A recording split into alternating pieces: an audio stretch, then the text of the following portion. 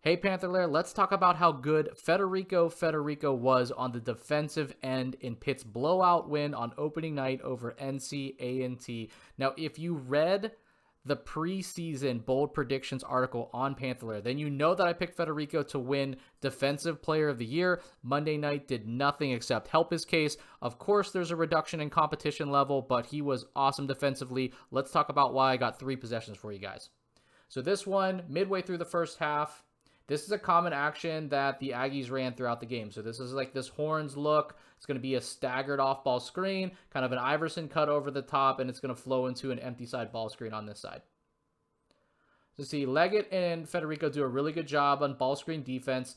Federico, really good hedge here. They get nothing out of this their first time through.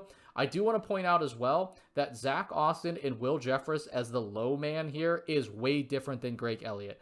Greg brought a lot of shooting to the table, but was pretty ineffective as a low man. I think Austin and Jeffress are going to be really good this year in that regard. So big boon for Pitt there. Also, if you just look at the backside of this play, you have Austin, you have 6'11 Jorge, and then you have 6'5 Bub. This is going to be really hard to throw skip passes or reverse the ball with this type of length. So that's something, again, Panthers are going to benefit from all year. They go to another ball screen. Nothing comes of it. But the ball gets thrown inside, and that's going to force rotation. So let's take a look at that. Ball gets thrown around, gets slapped out. Now rotation occurs. This should be an X out.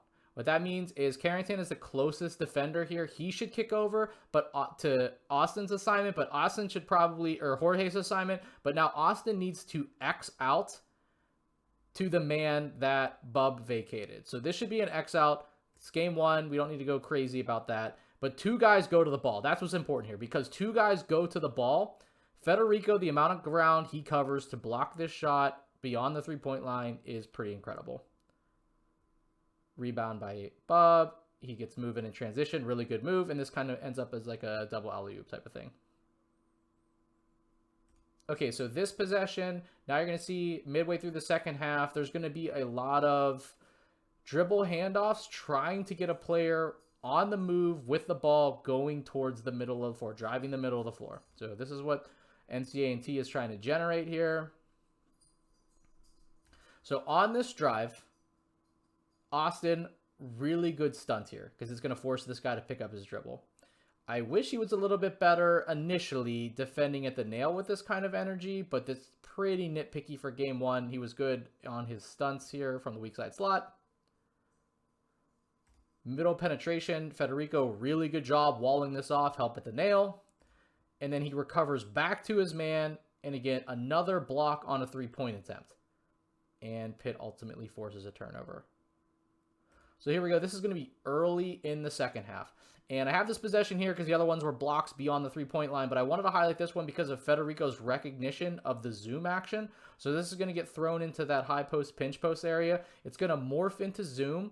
Federico is going to stay up to touch with the screen, and he's just going to kind of wall off at the nail. So he's not going to sink until his man really starts to move, but he's just going to wall this off at the nail, not allow middle penetration coming out of this zoom alignment. Really good stunt here by Hinson. I gotta be honest, Hinson's off-ball awareness and just kind of, I guess, effort in a sense was really good. His energy and effort was really good. Good job by Hinson. We see as this gets reversed. Now, Austin closes out a little bit harder here. I think ideally, look, forcing someone baseline into Federico is not a bad plan at all. But just given where Federico is positioned, this is a tough angle. This is almost like because his man is just going to kind of just get in the way here. So as this player drives baseline, Federico working his way over to record this block is ridiculous. Also, Leggett, good job coming down here as now the low man, and Federico gets a block.